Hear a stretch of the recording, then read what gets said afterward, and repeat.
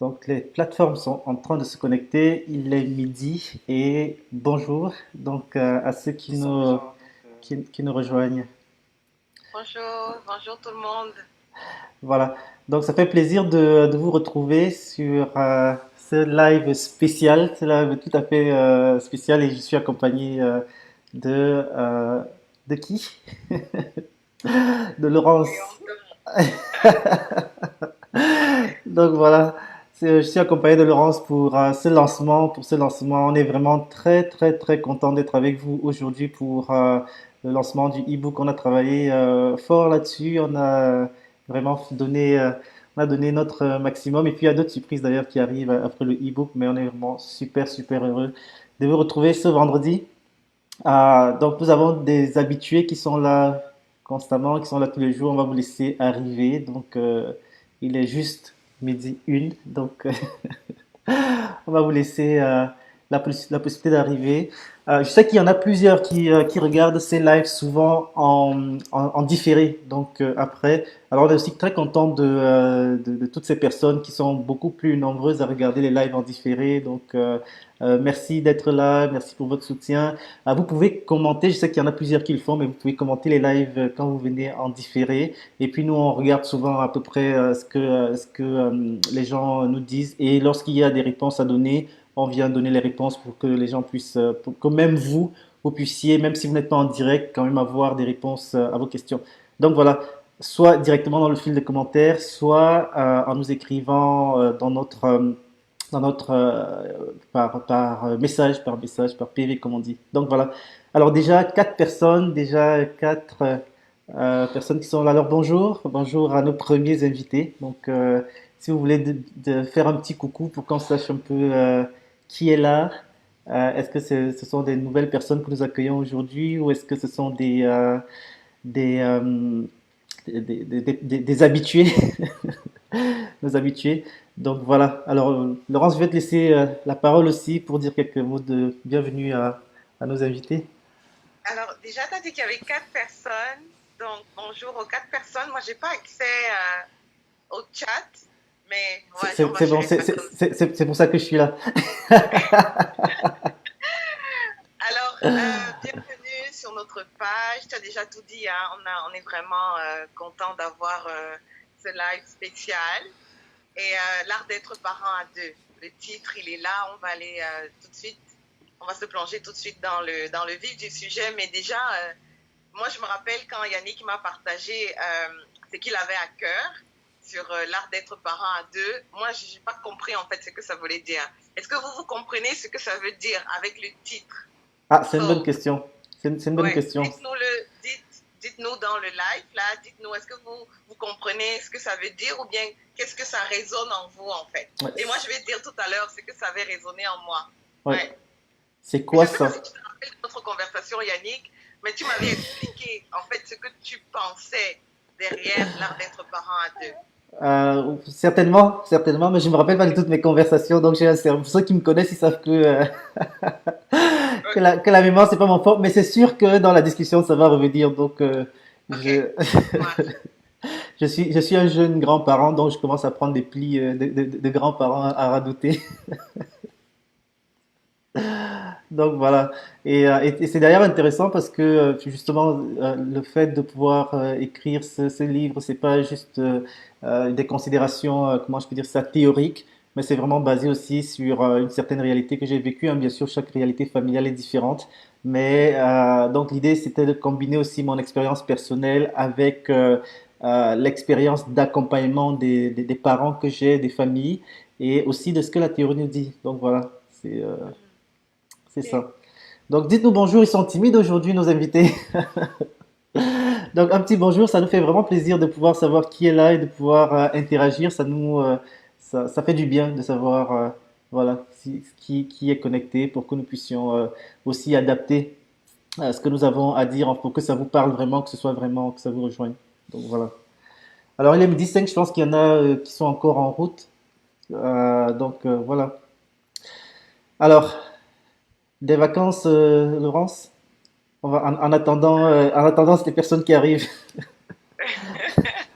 Alors là, j'étais obligée de rester visiter au pays avec le problème des frontières, donc j'apprends à découvrir le Canada en fait. Ok. Euh, le week-end dernier, j'ai fait la région de Saguenay, super région. Et puis, je vais aller un peu découvrir l'Ontario en profondeur. Je vais un peu quitter Ottawa et aller découvrir l'Ontario en profondeur. Mais je pense qu'il faut prendre des vacances. Ok. C'est important. Ok. Ça, c'est sûr que ça, c'est toujours une période de vacances, mais tout le monde ne prend pas des vacances. Peut-être que les gens n'ont pas la possibilité de prendre des vacances. Ouais. Mais voilà, si vous avez des plans de vacances, où est-ce que vous allez? Faites-nous voyager à travers votre expérience. Donc, alors, on a une première personne qui a réagi, Stella Loved. Donc, bonjour Stella, donc, alors qui a brisé la glace par rapport aux personnes qui sont là. Donc, merci Stella Alors, merci de briser la glace. Là j'ai une question pour Stella justement. À quoi est-ce que tu t'attends un peu aujourd'hui? Qu'est-ce qui t'a intéressé? Qu'est-ce qui a fait que tu prends ton temps pour te connecter avec nous aujourd'hui? C'est quoi ton désir derrière en fait? Qu'est-ce que tu aimerais apprendre aujourd'hui? alors là, d'être parent à deux, Stella, est-ce que tes parents, euh, est-ce que t'as des enfants? Comment est-ce que ça te parle, tout ça? Quelle est ton attente?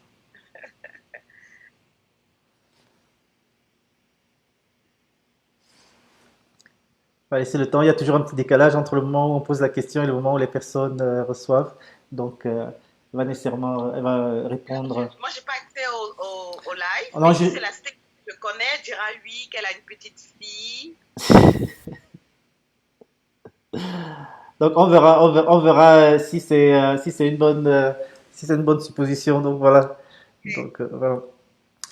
Alors je pense que on peut tranquillement se réchauffer par rapport au sujet du jour. Et donc voilà la question en fait qui est lancée, la question qui vous est lancée. Lorsque vous voyez le titre, l'art d'être parent à deux, qu'est-ce que ça dit? Est-ce que ça résonne en vous? Qu'est-ce que ça sonne des cloches comme disent comme disent les anglophones. Qu'est-ce que ça vous dit? Nous, on va vous présenter aussi ce que de notre côté ça nous dit. Et puis, on va aussi vous dire enfin, tout ce qu'on a un peu concocté, le travail qu'on a fait pour vous, pour les familles, pour les parents, depuis plusieurs semaines, plusieurs mois même, je dirais. Et voilà, et on terminera en toute beauté avec la diffusion du e-book qui est juste pour vous, gratuitement. Voilà. Alors, Stella, oui, parent d'un enfant de 2 ans, effectivement. Voilà. Donc, 2 ans, ça, c'est un bon âge, là. Les enfants, quand ils sont petits comme ça, ils nous font quand même travailler, hein. C'est sûr que le travail ne s'arrête pas, comme disait ma grand-mère, petit enfant, petit problème, grand enfant, grand problème. Mais c'est une période privilégiée, là, de 0 à 5 ans. En tout cas, il y a quelque chose de très particulier qui se passe à ce moment-là. L'enfant découvre le monde, c'est génial.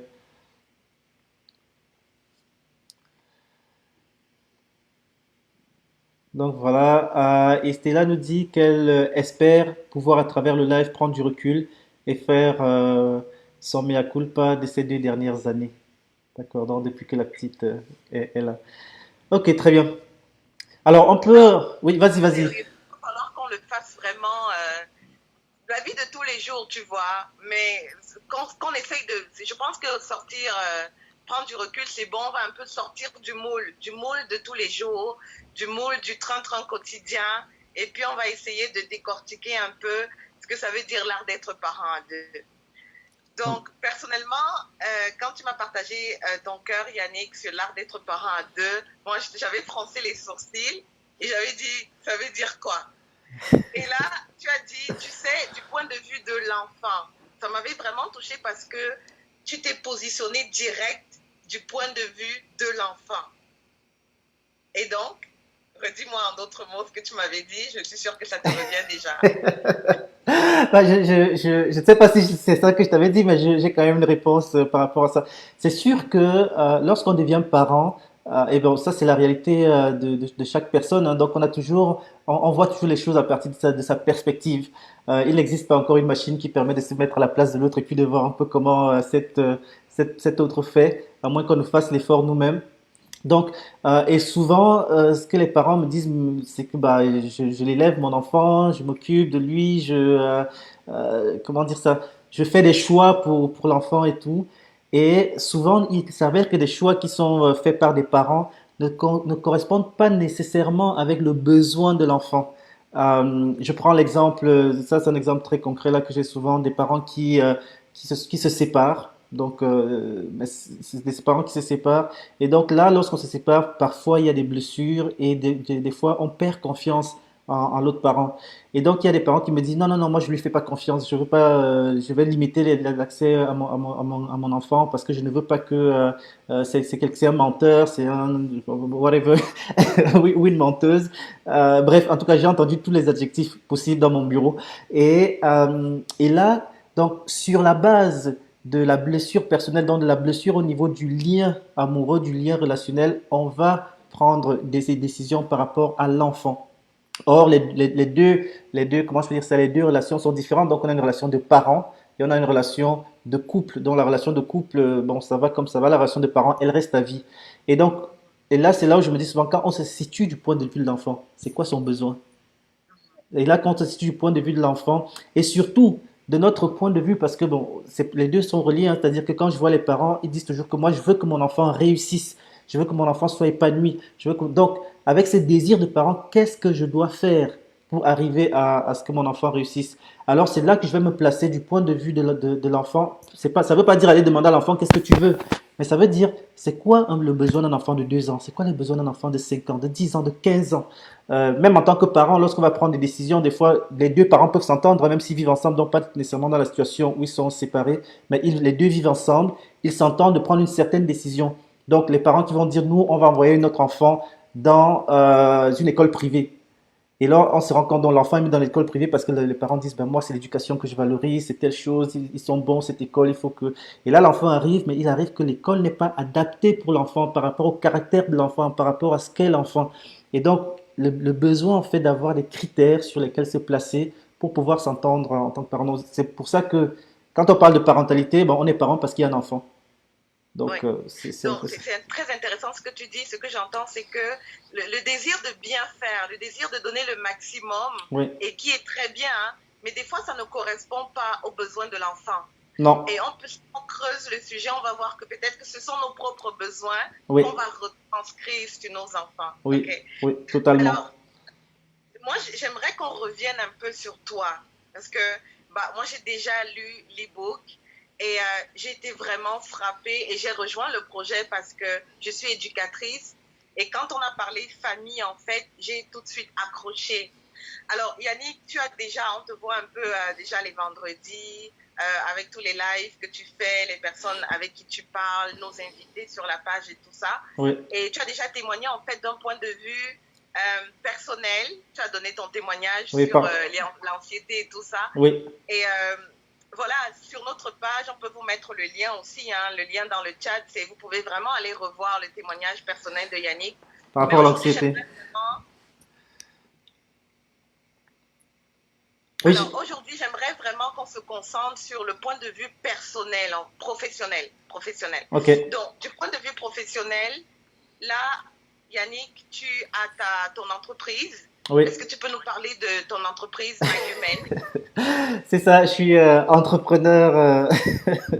Donc voilà, avec une clinique Lumen qui me tient beaucoup à cœur. Et pour moi, quand les gens me disent souvent, bah, c'est quoi ton travail? Je dis que c'est plus qu'un travail, c'est une passion.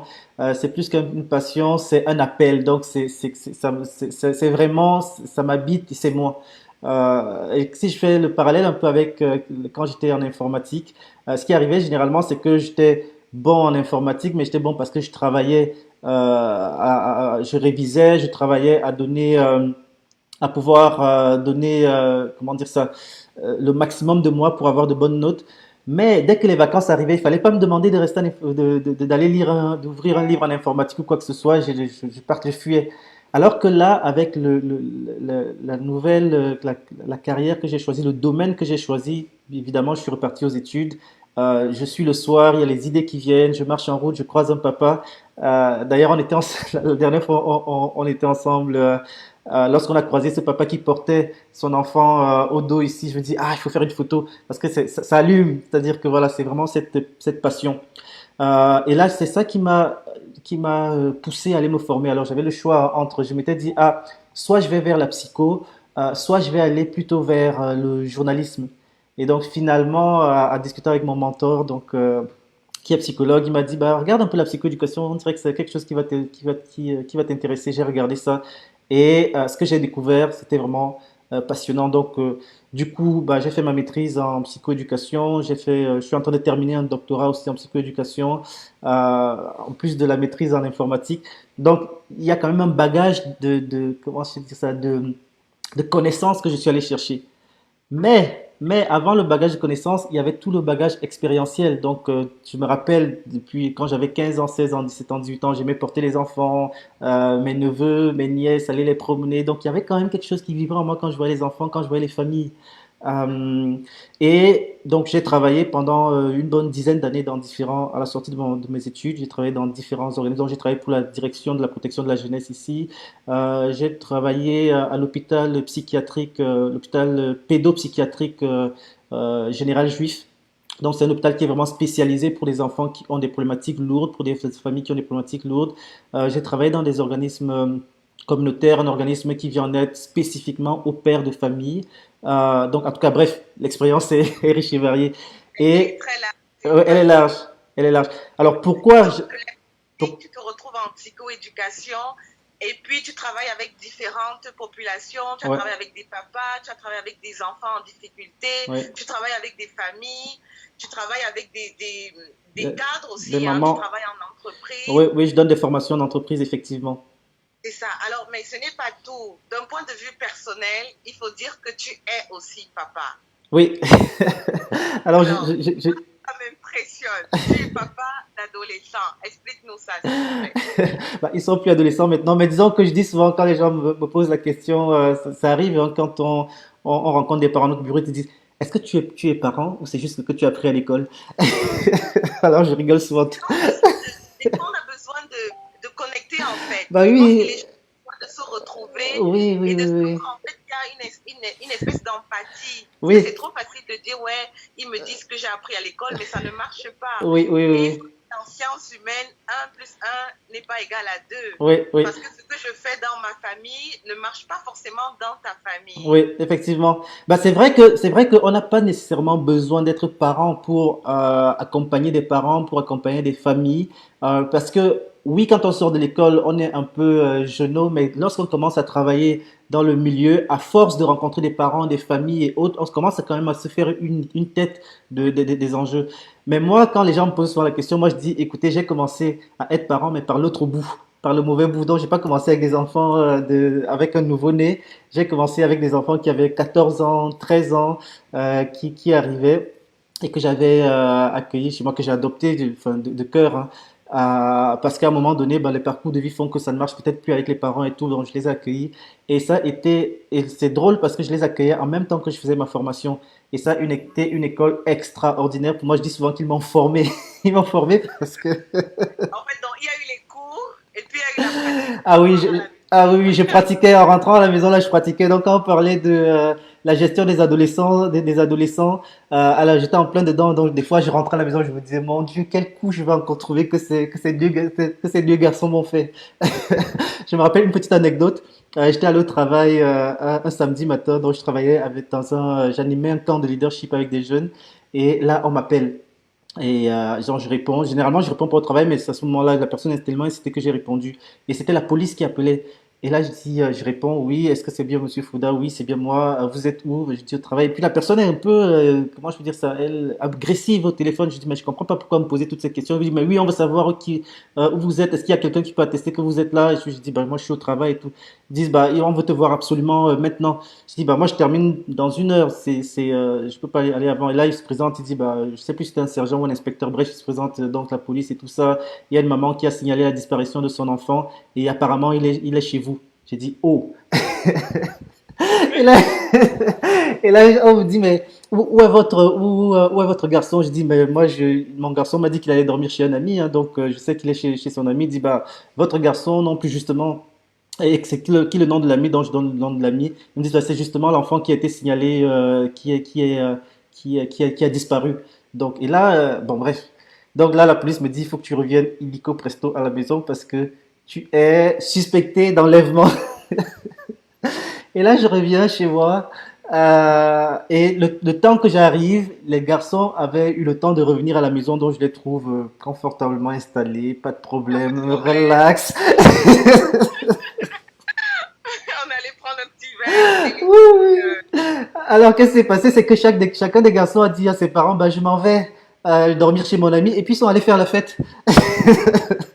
Et là, la mère inquiète, bah, elle signale à la police pour dire, mais je retrouve pas mon enfant et tout ça. Donc, en tout cas, bref, ce sont les anecdotes qu'on vit lorsqu'on est parent. Et c'est sûr que lorsque nous sommes, et c'est là où je reviens pour revenir à notre sujet, lorsqu'on est parent à deux, il faut vraiment être très coordonné. Sinon, ça peut générer de la tension même au niveau du couple et faire en sorte que vous vous retrouvez avec des problèmes de couple qui sont en fait des problèmes de gestion d'enfants, mais ne sont pas de vrais problèmes de couple. Donc, d'où cette idée de savoir comment est-ce qu'il faut s'arrimer, comment est-ce que ça se travaille ensemble pour bien élever les enfants. Alors moi, je reviens juste sur l'anecdote. Ça me fait encore rire parce que c'est du point de vue de l'ado. Lui, il va bien en fait. Très très Il est bien. avec... Il n'y a pas de problème. Oui, Mais du point de vue des parents, oui, c'est tout autre chose. oui, Donc, c'est vraiment ça, ouais, l'art d'être parent à deux. oui. Et ce que je dis souvent aux parents, ce que je dis souvent aux parents, c'est que l'enfant, bah, c'est sûr que j'étais à la peau du parent à ce moment-là, je n'étais pas content. Mais lorsque je rencontre des parents et après le recul, je me dis, en fait, l'enfant fait son travail. Le travail de l'enfant, c'est de tester les limites. Le travail de l'enfant, c'est de chercher à gagner en autonomie. Donc, quand ça dérape, c'est que il faut que le parent sache maintenant comment gérer, comment naviguer à travers ça. Et quand on est seul, on peut prendre des décisions. Mais lorsqu'on est deux, encore, et même quand on est seul, on n'est jamais vraiment seul. Donc ça, c'est quelque chose aussi à découvrir dans l'art dans l'e-book. Mais c'est d'apprendre à naviguer sur comment est-ce qu'on va gérer ça, comment est-ce qu'on s'arrime. Et ça commence très tôt, hein, dès l'enfance. Donc voilà. Alors, avec tout ton parcours, avec toute ton expérience sur le terrain, partage-nous un peu ton cœur, Yannick. D'où est venu ce moment où tu t'es dit, il faut que je donne des clés aux familles? Pourquoi en fait? Bah, en fait, j'ai déjà un peu glissé des mots. Alors, je vais partir des parents qui sont ensemble. Ce que je constate souvent, à force de travailler avec des enfants, donc quand il y a les familles qui sont unies, il y a d'abord, il y a souvent un enjeu. Premièrement, lorsque je vois des enfants, c'est de savoir est-ce que les parents ont la même vision de leur enfant. Des fois, oui, des fois, pas toujours. Donc, ils ne s'accordent pas sur c'est quoi vraiment le problème que l'enfant a et sur qu'est-ce que il devrait faire. Donc, il y en a qui vont dire oui, mais toi, tu es trop laxiste. Oui, mais toi, tu es trop dur. Mais toi, tu ne fais pas ci. Toi, tu ne fais pas ça. Alors, on se jette des pierres sur la façon, sur le style parental, en fait. Et donc, je me suis rendu compte qu'au lieu d'aider l'enfant, en fait, et d'aider les parents à mieux accompagner l'enfant, en fait, ce que ça faisait, c'est que ça générait plus de crises. Parce qu'on n'arrivait pas à reconnaître le style parental de l'autre et à se dire peut-être que ce style est valable, mais comment est-ce qu'on peut conjuguer nos styles ensemble?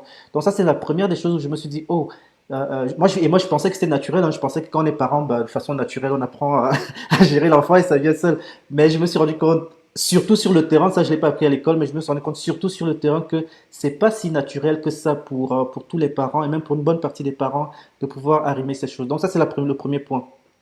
Le deuxième point que j'ai constaté, c'est que les couples se retrouvaient aussi en situation de conflit. Et là, c'est un peu le prolongement du premier point que je viens de développer. C'est que, et là, je pense l'exemple que je prends souvent, c'est quand on est bébé, enfin, pas quand l'enfant est nouveau-né, tu vas avoir le père qui il jette l'enfant, donc il jette l'enfant dans les airs, il le rattrape. Et souvent, Ouais, il y a certains enfants, tu vois le grand sourire, les yeux qui sont, mais tu vois la mère qui est oh.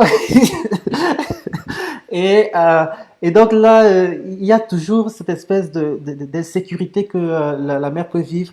Et pareil, c'est-à-dire que quand la mère va consoler l'enfant, parce que j'ai vu une intervention, je pense que j'en ai parlé, une intervention d'un papa qui, l'enfant est revenu, il était en colère, le papa dit non, moi je veux pas voir ce visage, il faut que change-moi ton visage, tu es en colère, non, reviens à la normale. Et la mère a pris le temps de prendre l'enfant, même avant de lui poser la question, de juste le prendre dans ses bras, de dire ah, qu'est-ce que tu es en colère, hein, donc de le consoler. Et là, mais évidemment, le père va dire mais voyons, tu es en train de le gâter cet enfant-là, tu es en train de le pourrir. C'est pas normal. Et donc, et là, les parents rentrent dans une espèce de conflit de qui fait mieux, qui fait bien, comment je peux dire, et parfois même derrière, il y a un petit concours de popularité. Donc, moi, je suis le meilleur parent, je vais être le meilleur parent, je vais être celui alors que c'est pas, c'est censé être une équipe. Donc ça, c'est mon deuxième point. Et le dernier point, évidemment, c'est quand ça se passe vraiment mal, c'est-à-dire quand il y a rupture au niveau des parents, quand il y a séparation. Là, vraiment, les enfants sont hyper exposés et hyper vulnérables. Donc, ça demande des parents qui sont, malgré la souffrance et malgré la douleur, d'ailleurs, il y a un autre projet là-dessus, des parents qui ont vraiment, qui travaillent intentionnellement sur la notion de coparentalité parce que oui, le projet de couple a échoué, mais le projet de parental reste le même. Donc, la garde entre les enfants, la communication, et c'est pas facile de communiquer avec quelqu'un qui vous a peut-être trahi, quelqu'un un de mes amis avocats dit souvent que bah, si vous aviez du mal à discuter ensemble et à vous entendre quand vous étiez ensemble, c'est pas en vous séparant que ça va aller mieux. Donc, des fois, le fait de devoir partager l'enfant de cet échange de tâches, ça explose, mais qui paye? C'est l'enfant qui paye. Parce que l'enfant, oui, l'enfant a quand même besoin de ses deux parents pour être épanoui. Donc, ça demande que les parents fassent vraiment un cours, un accompagnement actif et intentionnel pour devenir de bons coparents, pour apprendre à se valoriser ensemble, pour apprendre à accompagner leur enfant. Et ça va durer tout le long de la vie. Donc, voilà, Donc, ce les que trois tu as points. déjà dit, que je veux ressouligner aussi, c'est que dans un couple, il y a vraiment la notion du couple amoureux et la Oui, notion du couple parental, en fait. exactement. Couple amoureux, voilà, le e-book par exemple est destiné aux parents qui sont en couple ou des parents qui sont séparés. Ouais, les deux. Malheureusement, la relation amoureuse peut prendre fin, Oui, mais la relation parentale, elle ne prendra jamais fin. oui, Parce qu'on le redit, du point de vue de l'enfant, l'enfant a deux parents. oui. Il a son papa et il a sa maman. Peu importe les blessures, les tromperies qu'il y a eu entre les deux adultes. Ouais.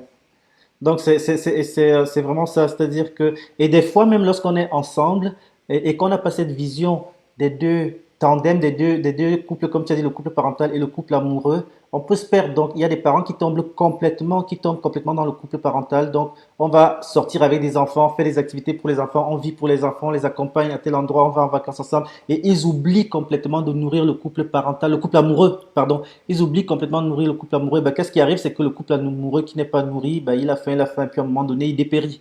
Et là, et l'idée, c'est vraiment, et pareil, donc j'ai eu c'est quand même rare, quelques couples ils ont un enfant, mais ils restent concentrés sur le couple amoureux, ils oublient qu'ils ont un rôle parental. Ou l'un d'eux oublie qu'il a un rôle parental, il laisse l'autre gérer la parentalité, mais lui, il est juste dans le couple amoureux. Donc, c'est vraiment les deux relations qu'il faut gérer ensemble, la relation amoureuse et la relation parentale. Donc, voilà. Alors, moi, ce qui m'intéresse de savoir déjà du point de vue de ceux qui sont là, c'est est-ce que ça vous parle? Couple amoureux, couple parental. Est-ce que vous avez déjà un recul, comme demandait Stella, par rapport à votre dynamique en fait familiale? Donc, plus précisément, on peut se dire, est-ce que c'est le couple amoureux qui prend plus de place? Est-ce que c'est le couple parental qui prend plus de place? Comment vous êtes entendu? Quelle est votre vision? Comment ça Oui, marche du point de vue de l'enfant? Est-ce que vous sentez un équilibre? Est-ce que vous sentez qu'il faut rééquilibrer? Où oui, en êtes-vous en fait? Est-ce que oui, vous pouvez faire ce petit exercice-là et nous partager quelques mots? Est-ce que ça vous parle? Est-ce que, voilà, dites-nous, partagez-nous. oui, à vous la parole. Bah, À vous la parole. donc, Yannick, tu avais une anecdote aussi parce que dit comme ça, c'est vraiment compliqué. Hein. C'est un peu comme si on arrive dans les familles et on dit, oh, tout va mal. En fait, on n'est pas en train de. Je pense que quand tu écris cet e-book, ce n'est pas pour cracher sur des gens. Ce n'est pas pour dire Non, que ouais, vous n'êtes pas encore bon et voilà, ça ne va pas. Ce n'est vraiment pas ça. non. C'est pourquoi en fait. Qu'est-ce que tu veux que les parents retiennent Oui, quand ils vont lire? oui. En fait, comment dire ça? C'est-à-dire que ce qu'on ne sait pas nous dirige d'une certaine façon. C'est-à-dire que ce que je dis souvent, c'est que si par exemple, je ne sais pas à quel point euh, mon expérience moi-même en tant qu'enfant avec mes parents m'a marqué, ben, ça va me diriger, mais si je ne serais pas conscient de comment ça me dirige. Donc, des fois, et l'autre chose que je dis souvent, c'est que moi, en tout cas, ça c'est un arrêt personnel que j'ai fait dans ma vie une fois. Je me suis dit, waouh, combien de temps est-ce que j'ai mis pour faire des études? Je ne compte même plus mes années d'études, là, peut-être, je suis peut-être à une vingtaine, 25, je sais pas, années d'études, et ça j'enlève donc tout le, tout le primaire. Donc, ça veut dire quand même qu'on investit beaucoup de temps pour étudier. Et lorsqu'on parle de carrière, on investit encore plus de temps pour la carrière. Et c'est un métier qu'on va exercer comme je le fais actuellement. Donc, on va exercer, c'est sûr, pendant plusieurs années. Mais lorsque je demande souvent aux gens, qu'est-ce qui est important, qu'est-ce qui est important pour vous? C'est rare que ce soit le travail qui vient en premier. Même quand concrètement c'est le travail qui est en premier, c'est rare. Souvent les gens vont me dire, bah, je le fais. Même quand le travail est en premier, ils vont dire, je le fais pour ma famille. Donc les Ouais. gens vont toujours nous dire que c'est ma famille qui est importante, ce sont mes enfants qui sont importants. Et Mhm. là, moi je me suis posé personnellement la question, mais combien de temps est-ce que j'investis pour pouvoir apprendre ce qui va m'aider à pouvoir à amener ma famille, en fait, à conduire ma famille à un épanouissement. Donc, qu'est-ce que j'ai besoin de savoir? Qu'est-ce que j'ai besoin d'apprendre? Qu'est-ce que j'ai besoin d'aller chercher comme formation, comme atelier, comme connaissance? Et cet exercice, on ne le fait pas parce qu'on se dit que c'est naturel, Ouais. que ça vienne naturel. C'est naturel parce que j'aime mon enfant en fait. Oui, Je suis capable de tout leur donner. Je travaille dur pour eux. Je passe beaucoup de temps au travail pour eux. Mais est-ce que c'est de ça que les enfants ont besoin? ça, Oui, ils ont besoin d'argent. Oui, pour aller à l'école, pour avoir un toit où dormir, de quoi manger, pour répondre aux besoins fondamentaux de la famille. oui. Oui, il faut un travail. Mais Mm. derrière, ce que tu es en train de dire, c'est que combien de temps on se donne, quel prix on paye pour pouvoir, Parce que, là, en fait, j'aimerais en fait, c'est un investissement. Hein. le mot du psychoéducateur. Qu'est-ce que j'investis en fait? Qu'est-ce que je mets comme investissement dans ma famille en termes de savoir un peu comment ça fonctionne, comment élever mes enfants, comment ça fonctionne au niveau émotionnel, au niveau parental, dans toutes ces choses-là.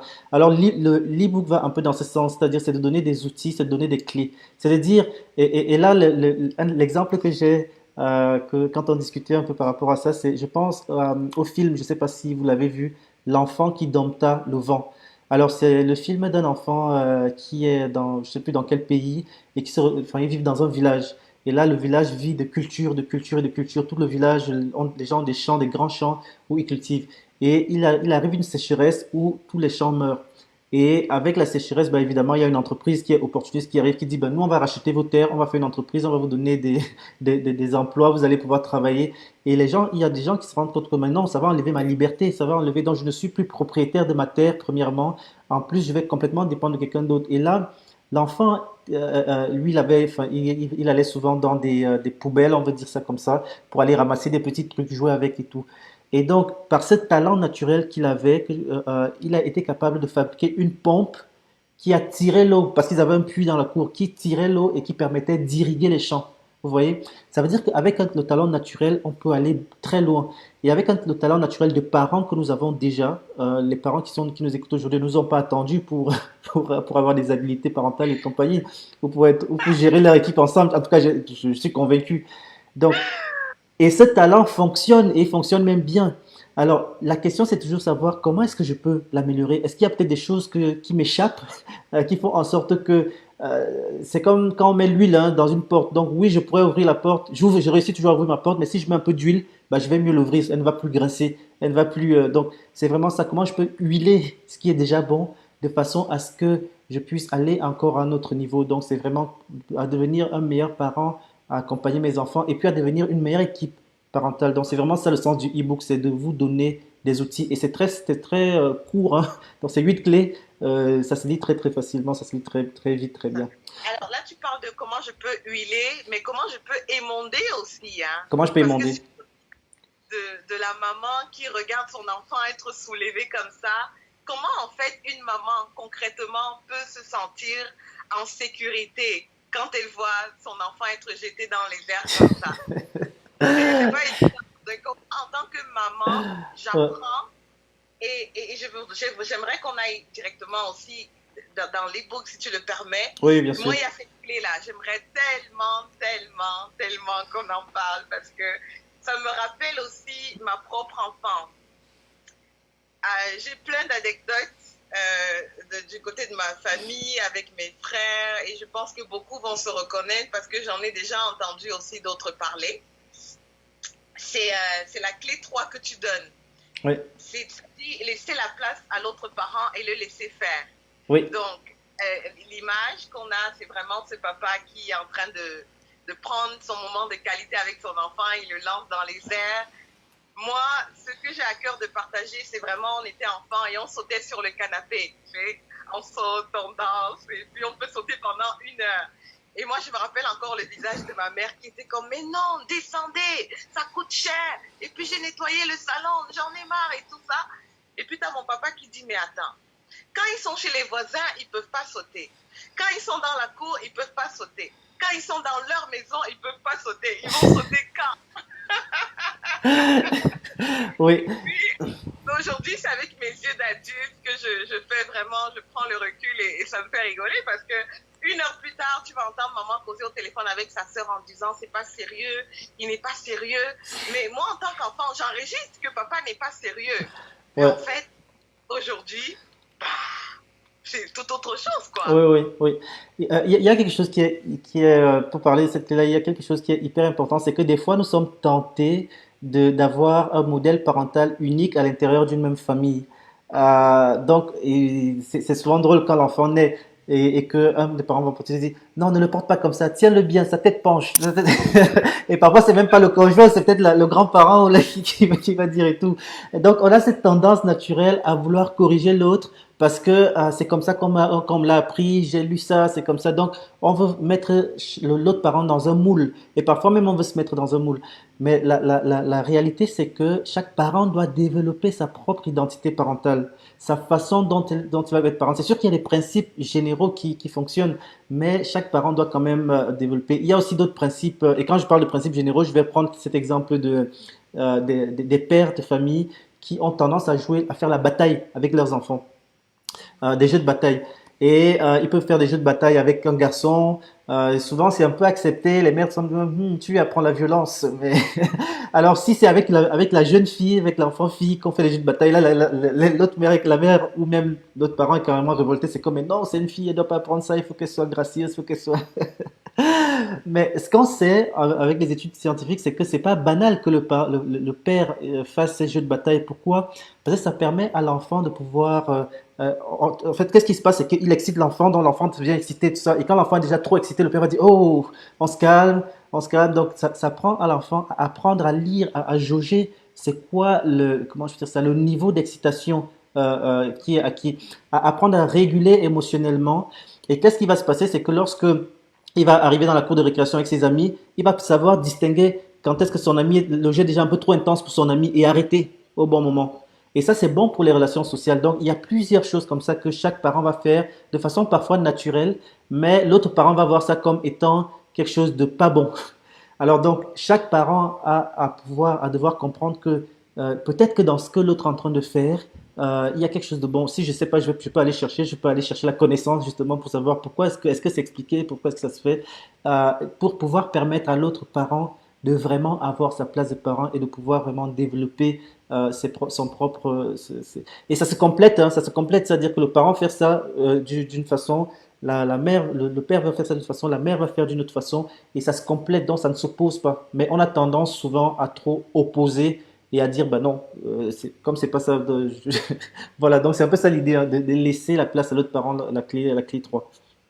Donc, un seul modèle, en fait, ce n'est pas tout à fait ce qu'il faudrait. Ce qu'il faudrait, c'est de se dire que l'autre a sa place et ce que l'autre amène est important pour l'enfant, Oui. dans une autre mesure. Oui, c'est pas. Bah en fait, non, en fait un seul modèle. Généralement, c'est même pas réaliste. Et je pense que si les parents qui nous écoutent aujourd'hui essayent de faire le point un peu sur comment est-ce que leur leur Justement, en parlant de points, est-ce que tu peux un peu lire un peu ce qui se passe dans les bah oui, bien commentaires? sûr, bien sûr. Et justement, puisqu'on est dans les commentaires, partagez, hein, donc partagez. N'hésitez vraiment pas à partager notre live aujourd'hui. Je sais qu'il y a beaucoup de parents qui sont intéressés, beaucoup qui ne sont malheureusement pas avec nous parce que c'est l'heure du travail ici, c'est l'heure de la routine dans d'autres pays et tout ça. Donc, n'hésitez vraiment pas à partager pour que d'autres parents voient un peu ça et qu'ils aillent aussi chercher l'e-book.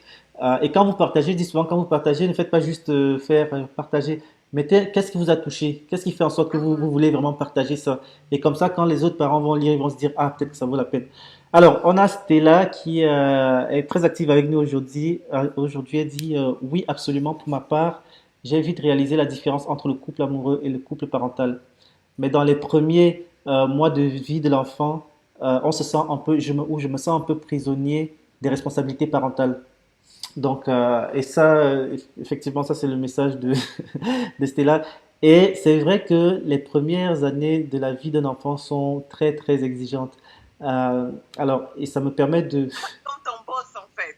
Oui, bah oui, C'est lui oui, qui te dit quand tu te réveilles, c'est lui qui te dit tout, en fait. oui, oui. Ce que je dis souvent aux parents, c'est que souvent avant de devenir parent, et puis moi je suis un peu dans le même qu'avant d'avoir un bébé, on se dit, ah, l'enfant va changer notre vie.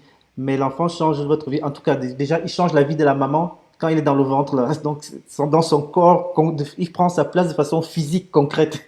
Donc, le parent a un peu 9 mois pour pouvoir s'habituer, soutenir la maman, même comme lui aussi, des fois, il doit gérer les humeurs de la maman ou les autres choses qui se passent voilà, accompagner la maman là-dedans. Mais quand l'enfant naît, en fait, il marque vraiment concrètement c'est un changement total de votre vie. Donc, on voit des papas qui sont, des papas, pas des papas, des parents qui sont cernés, des parents qui sont épuisés. Donc, oui, effectivement, les premiers mois, les premières années ne sont pas évidentes, mais ça ne veut pas pour autant dire que c'est pour ça quand même qu'il faut être intentionnel. C'est-à-dire que si je ne suis pas intentionnel dans le fait de quand même vouloir nourrir mon couple amoureux, donc ma relation amoureuse, bah, je risque de la perdre à ce moment-là. Et on risque de se perdre en fait. Et donc c'est important, même si on n'arrive pas à le faire comme on le voudrait, même si on arrive, c'est de voir qu'est-ce que je pourrais faire. Est-ce que, donc quand on a des parents, des grands-parents, c'est souvent possible, mais c'est de voir un peu comment on peut s'arranger pour se prendre une petite heure ou une petite demi-heure ou une petite, donc c'est pour ne pas complètement effacer ce côté-là. Et c'est une période très critique pour les jeunes parents parce que quand on ne dort pas, ben, qu'est-ce qui se passe? C'est qu'il y a une augmentation de l'impatience, on est moins patient, on est plus facilement. Il y a donc, on voit souvent que des fois, il y a plus de tensions entre les parents parce qu'on est fatigué. Et c'est normal qu'il y ait des tensions. Et donc, c'est une période un peu difficile à négocier. Mais quand on a un objectif, quand on sait vers quoi on va, qu'est-ce qu'on vise, on- j'aime bien l'image qui dit que la vie, c'est comme une balade à bicyclette. Des fois, on penche à gauche, des fois, on penche à droite. Donc, des fois, on va plus pencher vers le couple parental, des fois, on va plus pencher vers le couple amoureux. Donc, et c'est ça qui permet de garder l'équilibre et d'avancer. Donc, par, Donc, voilà. en fait, tu es en train de demander en fait de sortir de la perfection, de sortir de l'idéal en fait. C'est correct si de temps en temps on est plus poussé dans le côté parental, mais en fait il faut savoir, il faut être conscient. Et Oui, une fois qu'on est conscient, on devient intentionnel en fait. C'est oui, correct si on est trop plongé dans le couple amoureux, mais une fois qu'on est conscient, on devient intentionnel. oui, oui, oui, oui. Donc, Mhm, c'est ça. La vie, c'est comme une balade à bicyclette. Il faut perdre l'équilibre pour avancer.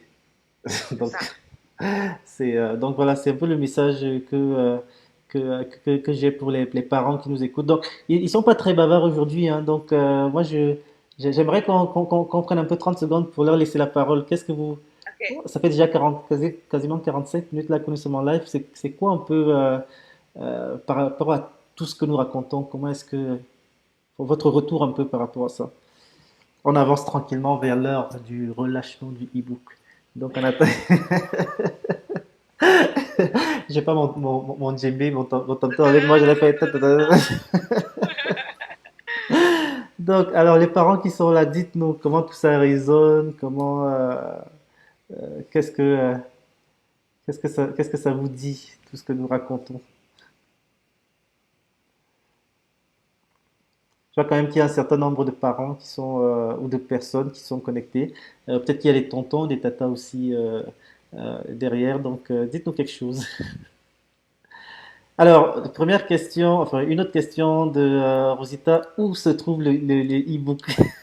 Bientôt, le e-book sera disponible dans 15 minutes. Vous pourrez l'avoir. On va vous dire où il se trouve. En fait, il est caché.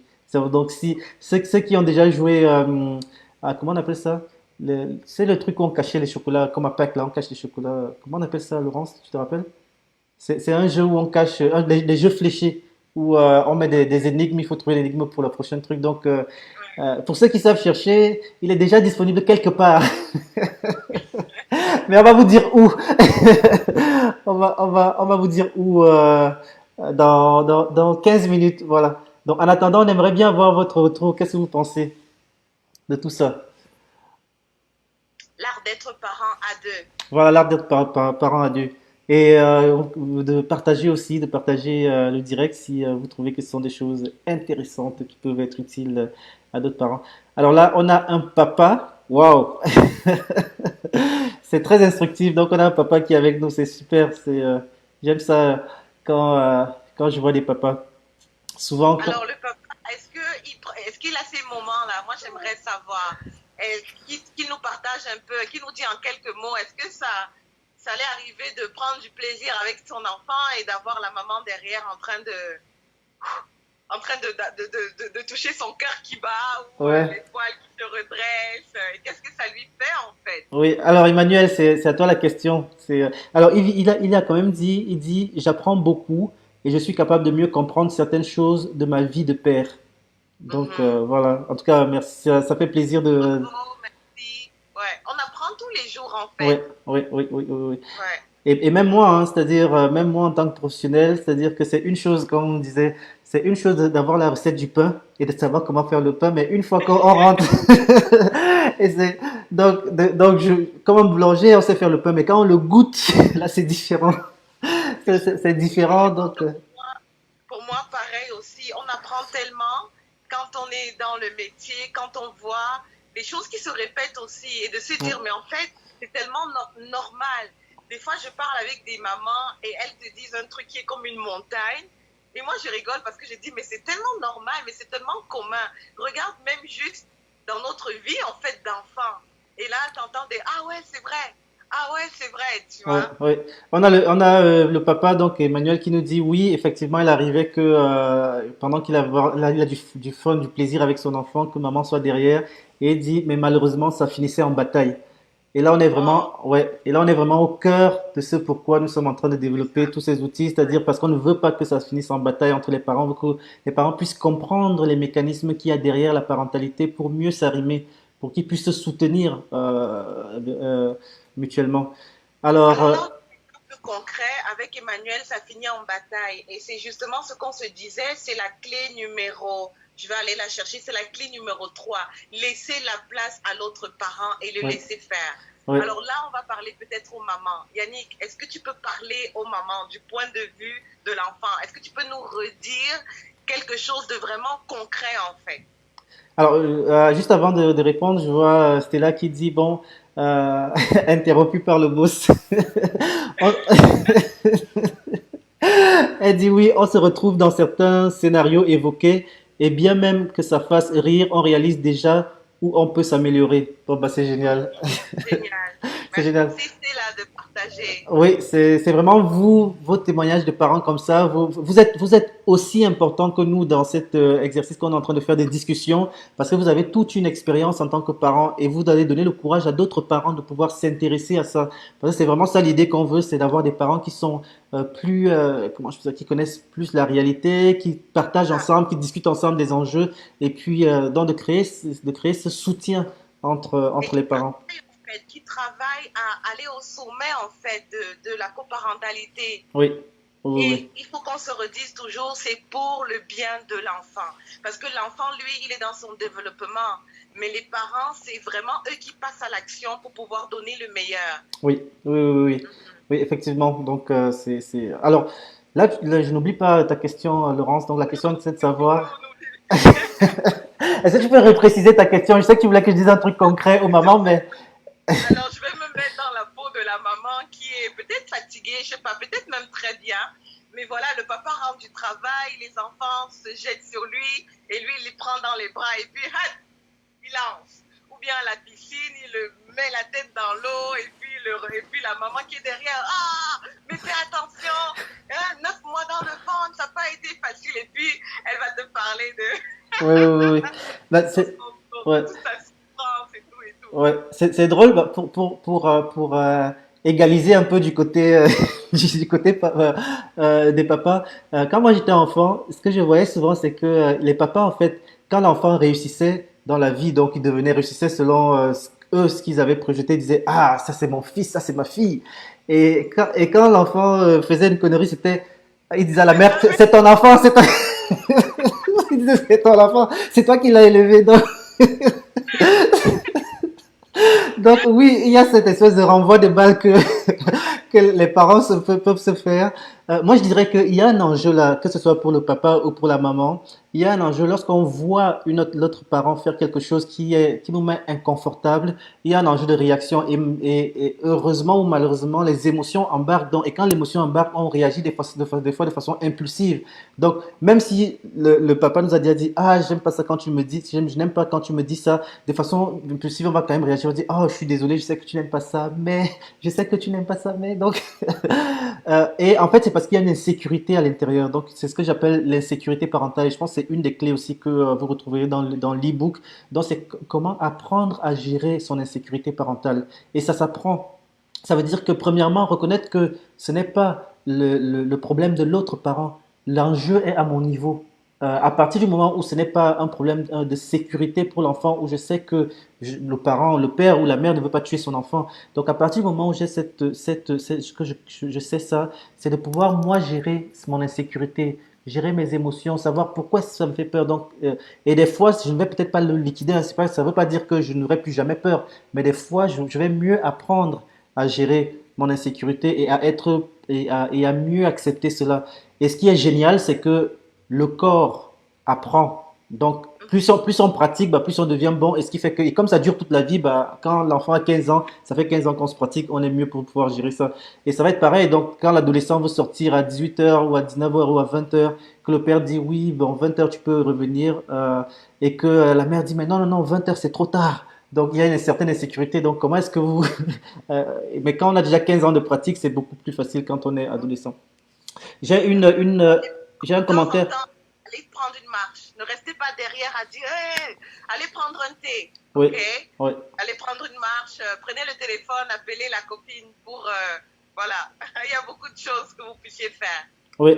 Oui, c'est ça, si c'est vraiment très très inconfortable, vous pouvez quitter la pièce. Donc vous C'est pouvez ça. trouver une excuse pour aller faire ah bah tiens, je vais aller je sais pas moi, qu'est-ce que je pourrais dire.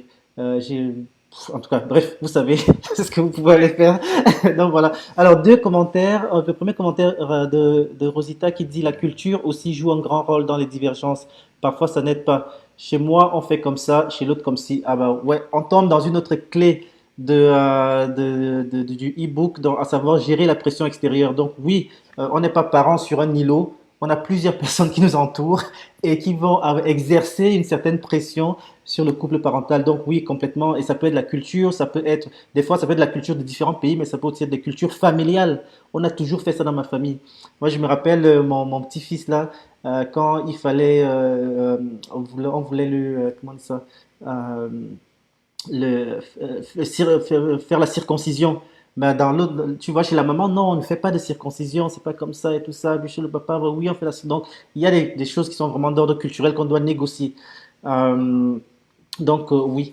Un autre commentaire de Emmanuel, donc du papa, qui dit, avec le recul et l'expérience, je crois comprendre les enfants et savoir comment créer une certaine ambiance avec eux. Mes plus jeunes et moi avons une bonne complicité aujourd'hui et je suis assez rêveur en l'avenir. Donc, merci Yannick pour ton approche. Ça me permet de savoir ce qui est bien et ce sur quoi je dois m'amuser. Et ça fonctionne. Bon, bah, merci pour ce retour, Et là, il dit encore, aujourd'hui, je vis en droit d'accès. Donc là, j'ai mon... Attendez, j'étais en train de lire et le commentaire a bougé. Attendez, est-ce que je vais retrouver le commentaire? Euh, Ah, Facebook, c'est pas sympa.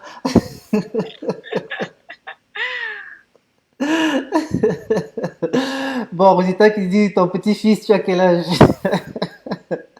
Bah, je dis hein, que j'ai commencé la parentalité par l'autre bout, donc maintenant ils ont Ils avaient 22, quand ils avaient 14 ans, quand ils arrivaient chez 14 toi. ans, 13 ans, oui, Ado. maintenant. Oui, donc ils étaient ados, maintenant ils sont en âge hein, de pouvoir avoir des enfants. Alors je me suis retrouvé grand-père assez rapidement.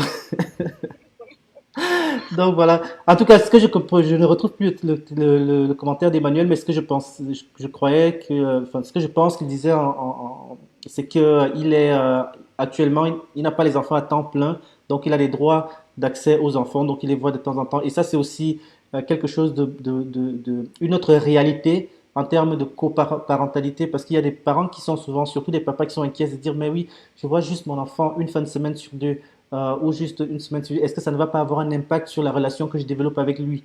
Et je dis souvent, en une journée de rencontre par semaine en 2 heures de rencontre par semaine avec votre enfant, vous pouvez faire énormément. Et vous avez même vous pouvez même avoir la chance, je dis la chance entre guillemets, parce que quelque chose qui est rare est souvent désiré. Vous Très voyez? précieux. Est Oui, précieux. Donc l'enfant va encore plus apprécier si vous prenez vraiment du temps, du public, consacrer le temps de qualité avec lui, donc pour vraiment faire des activités, s'intéresser à lui et tout, ce sera des moments précieux pour lui et vous allez avoir une très bonne relation. C'est sûr que l'enjeu aussi des échanges avec l'autre parent, ça c'est un enjeu aussi dans la coparentalité, de savoir comment est-ce que je fais pour échanger lorsque nous sommes séparés. Donc ça c'est aussi une autre chose. Alors, Stella qui commente aussi que faire quand on a peur que le style parental de l'autre efface le caractère, la personnalité de l'enfant. On est bien d'accord que chaque enfant naît avec une personnalité bien définie. Parfaitement, parfaitement. Et c'est pour ça que les parents doivent se former parce que je ne sais plus avec qui j'ai discuté, mais là, il y a des styles parentaux qui vont produire ou bien qui vont mener à un certain type de réaction au niveau des enfants. Si je prends par exemple des parents qui ne laissent jamais quand l'enfant veut parler, vous dites non, c'est comme ça que ça se passe ici. Non, tu es un enfant. Non, écoute ce qu'on te dit, tu n'as pas à dire. Donc, en fait, qu'est-ce qu'on apprend à l'enfant? C'est que l'enfant apprend que sa parole n'est pas importante. Sa parole n'est pas valorisée. Même s'il a 5 ans, même s'il a 6 ans, il faut valoriser la parole de l'enfant. Il faut qu'il sache que... Alors, valoriser, ça ne veut pas dire faire ce qu'il veut, mais ça veut dire au moins entendre. Et puis, lui dire, ben, j'ai compris, mais aujourd'hui, donc, il y a un travail à faire. Donc, il faut valoriser la parole de l'enfant. Et qu'est-ce que ça produit généralement comme adulte? C'est soit on a d'un côté des adultes qui se rebellent, qui disent toute ma vie on m'a dit quoi faire, maintenant ouais, c'est moi qui suis adulte, ça c'est fini. Et donc, c'est bon là, ouais, c'est bon. oui c'est bon, je veux plus ça. Et là c'est difficile quand ils sont en couple parce qu'ils ne veulent, le conjoint ne peut absolument rien leur dire, le patron ne peut absolument rien leur dire, personne ne peut leur rien dire. C'est parce qu'on leur a tellement dit des choses dans la vie que maintenant ils veulent décider. L'autre versant, ce sont des adultes qui finissent par, des enfants qui finissent par se refermer. Ils n'ont jamais d'avis. On leur demande qu'est-ce que tu penses. Non, bah, je ne sais pas, fais comme tu veux. Qu'est-ce que tu... Non, fais comme... Donc, des gens qui ont appris, ils ont tellement appris ils ont tellement bien appris à se taire ils n'ont pas développé leur personnalité. Et ça, c'est pas mieux non plus. Alors oui, complètement, le style parental de l'autre parent peut affecter l'enfant. Et c'est bon que les deux parents sachent. Et moi, je dirais que si c'est un point, il faut pas dire à l'autre parent, mais toi là, ton style est en train de nuire, d'effacer le caractère de mon enfant. Il faut plutôt essayer de voir bah, comment est-ce qu'on peut se former ensemble. Alors, chérie, prenons telle formation ensemble par rapport à, je sais pas moi, au style parental. D'être parent à deux, on va Voilà, commencer par voilà, là, il y a là, prenons. vous allez un peu trop loin. C'est ça. Prenons ensemble la formation de l'art d'être parent à deux. Oui, oui, c'est ça. On va commencer par développer notre art d'être parent à deux. Alors Voilà. là, il est presque 13 heures. Écoute, j'ai pas vu le temps passer, Ta ta ta mais ta je ta pense que ta ta. c'est le temps pour vous d'aller télécharger l'e-book. L'e-book qui va vous donner 8 clés essentielles pour développer une coparentalité exceptionnelle, nous espérons. Oui. Donc, le lien va être mis dans le chat. Allez télécharger l'e-book, lisez-le, prenez du temps de penser en fait à Oui. votre situation, à votre dynamique. Essayez de voir ce qui vous arrange, ce qui ne vous Oui. arrange pas. N'hésitez pas à revenir vers nous pour nous partager votre témoignage. N'hésitez pas à partager à d'autres, hein, à donner le lien à d'autres. Oui. Donc, Alors, il y a, je pense qu'on va vous mettre en disposition le lien du e-book comme Laurence l'a dit, c'est sur le site internet, donc peut-être que certains l'ont déjà trouvé, donc vous pouvez le télécharger là gratuitement. Si vous voulez le partager, partagez le lien du site pour que d'autres parents puissent le télécharger. Et je vais aussi profiter pour répondre à la question de Stella, donc qui dit, est-ce que vous avez des formations? Donc oui, on a des formations qu'on a l'habitude d'animer en présence, mais il y a une surprise qu'on est en train de vous réserver, donc est-ce que je peux annoncer la surprise? Est-ce que je peux annoncer? Une surprise exceptionnelle. On a Ouais, préparé en très peu de temps. Et notre cœur chez My Lumen, c'est vraiment la famille. La famille, les enfants. Des enfants avec un développement avorté. Ça fait des adultes.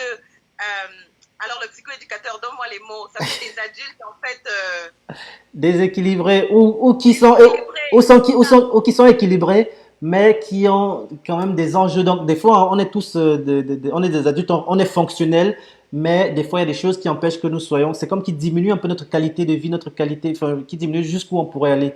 Donc c'est ça. Et une qualité de vie diminuée, ça refait des familles, Ouais, voilà, je vais aller dans l'extrême, ça refait des familles dysfonctionnelles. ouais, Et une des familles dysfonctionnelles, ça fait une société dysfonctionnelle. ouais, Donc vous voyez qu'on est vraiment dans un gros cercle vicieux dont vous, les parents, vous avez la solution. c'est Donc vrai. n'hésitez pas à lire, n'hésitez pas à demander de l'aide, n'hésitez pas à vous former. Malheureusement, il y a des choses qu'on apprend à l'école. Et on nous a pas aussi assez dit que être parent, oui, c'est inné, oui, on a ce cœur, oui, l'amour est là, mais il faut aller chercher des clés, il faut aller se former, il faut se remettre en question, il faut se préparer en fait, se Ouais, développer, à avoir le maximum pour donner ce maximum-là à nos enfants. voilà. Donc, est-ce que le lien est mis? Je pense que le lien est mis, j'ai pas vérifié. Sinon, allez directement sur notre site internet. Mais je pense que le lien est mis et voilà. Je le, en tout cas, s'il n'est pas mis, il est mis dans 30 secondes. Donc Il est mis dans 30 secondes, c'est ça. voilà. Alors, excellent week-end, Yannick. Oui, c'est excellent week-end à toi, Laurence. Donc, au plaisir de se retrouver pour une autre live. Et aussi, là, on a oublié de l'annoncer, mais c'est notre dernier live de l'été. Donc, on Ouais. voulait terminer en beauté comme ça avec un cadeau pour vous. Mais ne vous inquiétez pas, on va se reposer. Ben, on va suivre le conseil qu'on donne, hein. Donc, on va se reposer un peu. Mais on C'était revient en force. le aussi. Oui, ben on revient en force, comme on vous a dit, on revient en force parce qu'on est en train de vous préparer une grande surprise qu'on va quand même lancer là au courant de l'été. Donc restez vraiment connectés et vous allez avoir quelque chose de très très bon qui revient. Et pour vous donner un indice, c'est en lien avec la question de Stella, avez-vous des formations? Donc voilà. Alors, on se retrouve bientôt. Bientôt, avec une surprise. Et on finit en beauté, on revient en beauté. Donc, Voilà, prends soin de toi, Yannick. voilà. Bon repos. Et puis, Merci. à très, très vite. Très très vite. Bye à tous les parents, à tous ceux qui nous suivent. Ça fait Bye bye, bon Yannick. été à vous.